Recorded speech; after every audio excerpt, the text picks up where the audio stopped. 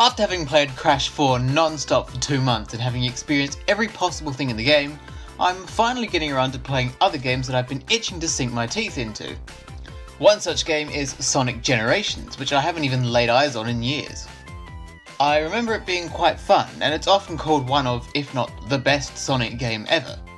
I mean, given everything I've seen and heard from other games in the series, that's not a very high bar to reach, but still, that leaves me with quite high expectations of the game.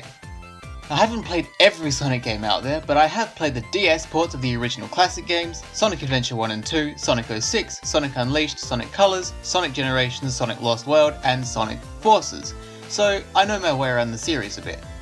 I went into this replay with high expectations, so the question is Sonic Generations as good as it's made out to be? Only one way to find out, let's review Sonic Generations. The plot of this game is pretty simple. The goal of Sonic Generations was to celebrate the 20th anniversary of the series and Sonic's history, so it wouldn't take a genius to figure out that some form of time travel would be involved here. Tails and friends throw Sonic a surprise birthday party, which is interrupted by a massive, ugly space monster called the Time Eater. It kidnaps everyone but Sonic and traps them in a white void, where time and space have supposedly been erased. Sonic from the past also gets wrapped up in it. So it's up to Sonic to save his friends and restore space and time. Or is it their friends because there's more than one? No, it's got to be his friends because they're the same person. Right? Oh, it doesn't matter. This concept is pretty much perfect for this sort of anniversary game. It doesn't need to be overly complicated. As for the actual storytelling in this game, there isn't any. All the plot details you need in order to understand what's going on are in the opening cutscene and before and after the final boss, because they're literally the only points in the game where any story is developed. There are cutscenes sprinkled in between, but they usually consist of Tails saying, "Hey, that looks familiar, this is weird, there are different versions of us, time and space, let's keep going." You'd think the stakes would be high for this sort of story, but the characters could not be less interested in it. And the other characters don't have bugger all to say either. All they do is pull a "thank you for releasing me" like the dragons in the first Spyro game. It's a shame, because the concept of the plot is wicked and works well for celebrating the series, but because of the way it was executed, it ends up feeling shallow and empty. So, yeah, I've got mixed feelings about this plot. It's a brilliant idea, but it's not well executed, so I'm feeling overall meh about it. Anyway, let's move on to the main attraction, the gameplay. In Sonic Generations, there are two gameplay styles, classic and modern. Let's start with classic. Classic gameplay sees classic Sonic barrel through 2D levels in the same fashion as the classic games. And now that I think about it, no shit. Classic levels are focused on Sonic's speed, combined with dense, side-scrolling platforming. These levels are usually a lot of fun, but they're also often very simple. All you really have to do is spin dash until you reach an obstacle, jump over or through that obstacle, spin dash again, and rinse and repeat until you reach the end. But while they're mostly pretty easy, there are some levels that can get a bit tricky, especially towards the end of the game. What I also like about these levels is that they usually have more than one route to reach the end, which encourages exploration and bolsters replayability, which is only a good thing. The classic levels also flow really well. I do have one complaint though, and I'm not sure if it's because the camera is too zoomed in or because it was intentionally designed this way, but what I find happening pretty often is that the classic levels will give you some room to go fast and speed through a section of the level, but suddenly and out of nowhere you slam straight into an enemy and lose your rings. That feels like a bit of a cheap shot and doesn't really have much to do with skill or ability, but more to do with, well, bullshit. So, fuck you, random enemy. Beyond that hiccup though, I'm a fan of the classic levels, and I'm happy with the way they were executed. On the other side of the coin we have modern gameplay, which carries over the open, 3D gameplay from Sonic's modern era. Again, no shit. Where the classic gameplay has a fairly even balance of speed and platforming, I found that the modern gameplay is more focused on speed and less focused on actual platforming challenge. Some levels feel like you can just hold down the boost button and reach the end with minimal platforming involved, especially when there's a lot of rail grinding. When rail grinding gets involved, the game basically plays itself. I will admit, boosting through the levels at top speed is pretty fun, but when that novelty wears off, you realise that the modern levels generally lack substance. When you're not boosting or spamming homing attack through empty stretches of level, you're confronted with the most basic of platforming challenges. Usually they consist of waiting for platforms to move so you can jump to them, and sometimes you need to stomp, slide or wall jump. And that's basically it. It results in a stop-start experience, and I don't really think that's how it should be. Sonic's whole gimmick is speed, so the way I see it, when you're playing a Sonic game, you should always be moving. And these levels don't always flow in a way that accommodates that. Surely the levels could have been designed to combine Sonic's moves like the homing attack, wall jump, slide and stomp in a way that the traversal through the level is smooth, it flows well and is satisfying. But those moves and level elements are never combined like that. It's always one at a time, which frankly sucks. Usually this isn't a problem, and it's more than possible to combine Sonic's moves in a way that allows the level to flow, but you need to know the ins and outs of each level in order to do that, which is a shame. So it's sort of a mixed bag.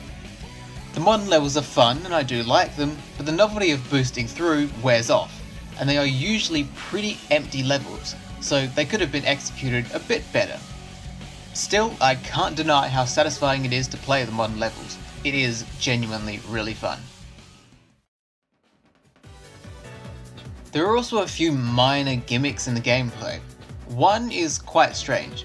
In Seaside Hill there's this weird buggy go-kart thing, and as far as I can tell it's basically the same as modern Sonic, but it's stiffer?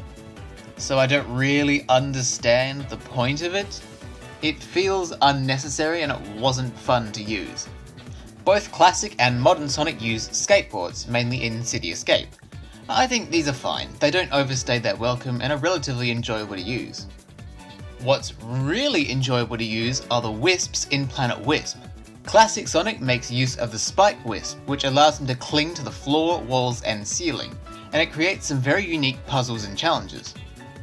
Modern Sonic uses the Rocket Wisp, which is probably less innovative than the Spike Wisp, but it's still a good way to shake up the gameplay. I like these, they remind me of the Quantum Mask from Crash 4. They're temporary situational power-ups that are meant to keep things fresh and interesting. I really enjoyed using them, and they're a huge part of why I enjoy playing Sonic Colors, so I think it's a shame we didn't get to see more of them here. But I understand why.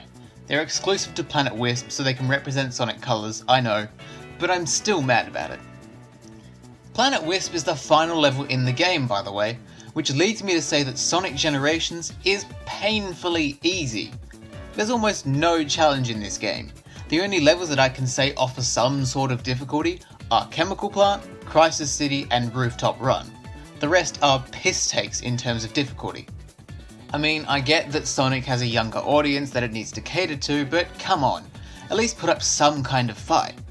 Maybe this game is considered hard by your average gamer, and because Crash is my go-to for platformers, Sonic Generations seems pathetic to me.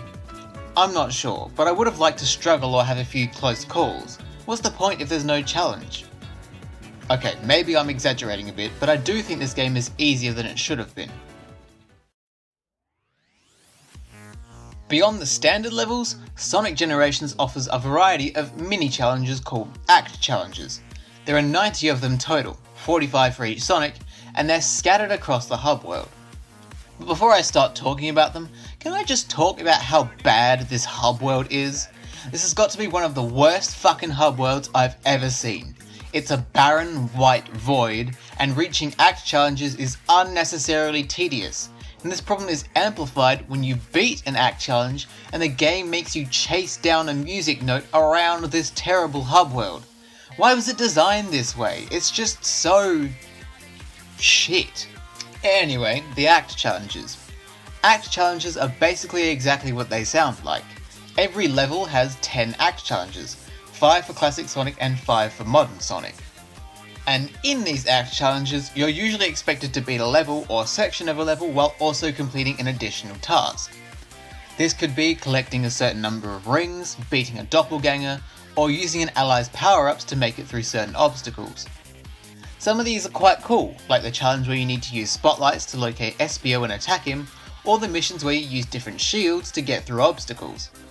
Others can be pretty tough, like Vector's Beat challenge where you're expected to homing attack a music note before it hits the ground, almost like a game of tennis.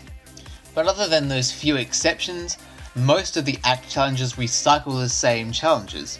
They reuse the same success conditions and they usually don't have original stages, rather they just reuse portions of the main level.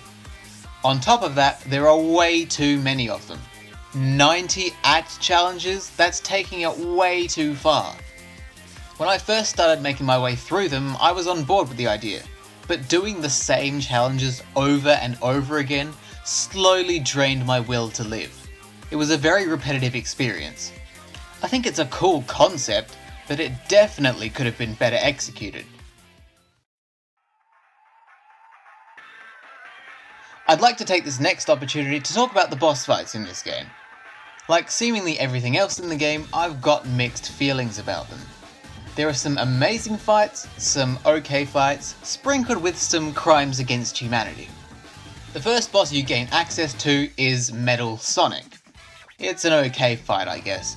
The music and visuals are cool, and it's fairly straightforward, just like every first boss in a game should be, but it's a very short boss, and seeing how cool Metal Sonic is as a character, this fight left me a bit underwhelmed. I wouldn't call it a bad fight though, it just feels lacking. The next boss is the Death Egg Robot, which has two phases. The first phase is an absolute joke and is even easier than the Metal Sonic fight, but the second phase is a bit more involved. I was initially a bit confused about what I was supposed to do, but I quickly figured it out and managed to take the Death Egg Robot down quite comfortably. Then we come to the boss against Shadow. This boss has pretty decent music and I like the environment they went for here. As for everything else to do with this boss, it's a fucking disaster. There is no battle here. You're supposed to chase down these pink orbs so that you can hit Shadow with meteors, which on paper sounds intense, but literally all this boss involved was holding down the boost button for a minute and a half, and that was it. No challenge, no substance, no intensity, nothing. They did Shadow dirty with this one. Sonic Generations is supposed to be a celebration of the series, and that's how they decided to honour Shadow? What a joke. The boss against Perfect Chaos isn't much better. I personally think this one has poor presentation, as it's just a lot of grey and blue, and the music is okay at best. The boss itself, well, I can hardly call it a boss. Playing it felt like stumbling through an unfinished, poorly designed platforming stage. It wasn't fun by any stretch of the imagination. Thankfully, the next two bosses are actually decent. Silver's fight comes in next and is, in my view, the best fight in the game. It's thematically fantastic and very well presented, and unlike Shadow and Perfect Chaos, this boss fight is actually a boss fight. As in, Silver actually attacks you. What an idea! This boss, while not exactly difficult, does put up a pretty decent fight. It's also the only boss in the game I beat a second time, simply because it was a decent fight and I wanted to save the moment. The Egg Dragoon fight isn't as good as the Silver fight, but it's still pretty high up there, and for similar reasons. It's thematically pretty good, and actually offers a challenge. Although at times it did feel like I was just supposed to hold down the boost button, the Egg Dragoon actually attacked, which meant I had to pay a bit more attention. Pay attention, Shadow, you could learn something from this. And then we have the final boss, the Time Eater. Very, very underwhelming. It's thematically spectacular, I won't deny that, but it isn't a good fight. I'll admit, going into the fight I have absolutely no idea what I was doing, and I was just avoiding attacks and not getting much done. So, of course I did what the game had conditioned me to do in these situations, and I held down the boost button. And wouldn't you know, that was all I had to do. Seriously, who designed the boss fights to be like this? It's literally boost to win. So, yeah, the boss fights in this game have a bit of everything, ranging from the cream of the crop to absolute dumpster fires. So having talked about the levels, boss fights and act challenges, that's all the gameplay experience that Sonic Generations has to offer. So I must ask, Why is this game so short? Sonic Generations has only 9 levels, which is split into 2 versions, making 18 levels total. Is that seriously it? Even the original Crash Bandicoot, which was released back in 1996 on the PlayStation 1 and is the most bare-bones platformer in the world, managed to reach 26 levels. Instead of flooding the game with the repetitive act challenges, I would have preferred Sonic Generations to include more levels from Sonic history. Like, where's Hydro City? Where's Tropical Resort? There are so many more levels that could have been added into the game, but they just stopped at 9, and I gotta say, that's pretty disappointing. Before I start talking about the presentation, there are a few extra things I want to talk about. Firstly, the red star rings. These are little collectibles that are scattered across each level in the game and unlock things like artwork. There are 5 in each level, and from my experience they're pretty well hidden, so they encourage exploration and multiple playthroughs, which is great for the completionists. Sonic Generations also features a skills mechanic. Skills can be bought with skill points at the skills shop, and are usually things that enhance Sonic's abilities or provide added bonuses. At first I thought these could turn out to be a bit game breaking and make it too easy, even though the game is ridiculously easy anyway, but they're generally pretty minor things, like a slight increase to Sonic's speed, increasing the size of the boost gauge, or starting with 10 rings immediately after you die.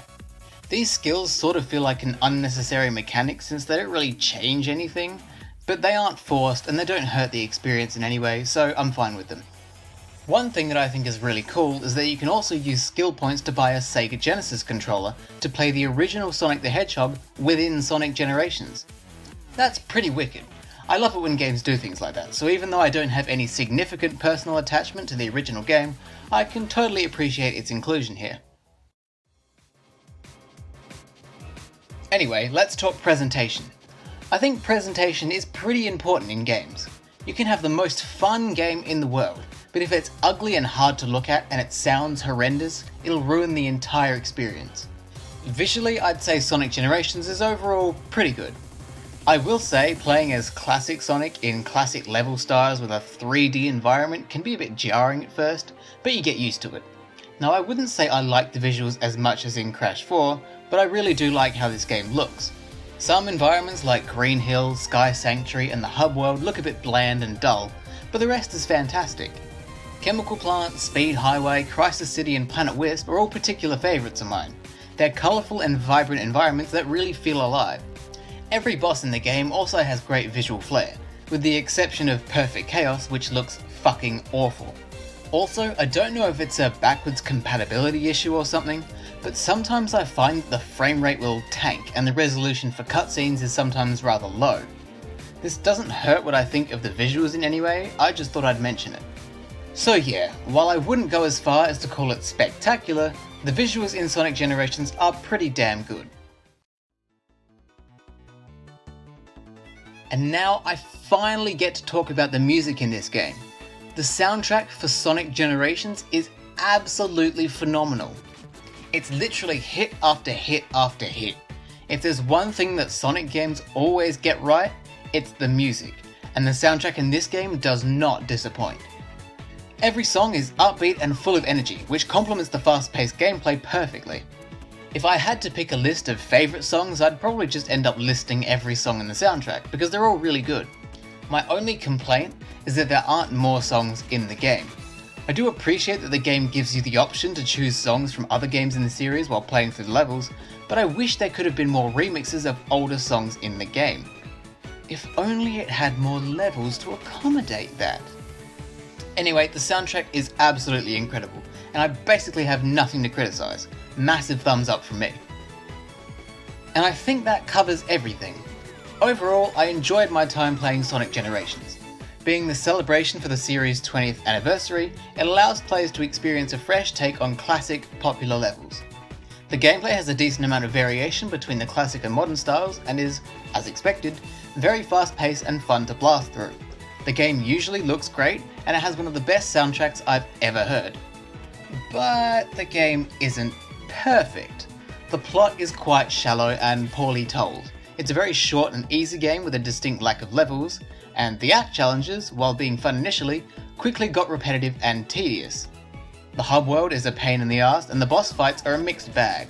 So with all that taken into consideration, I've got to give Sonic Generations a 7 out of 10.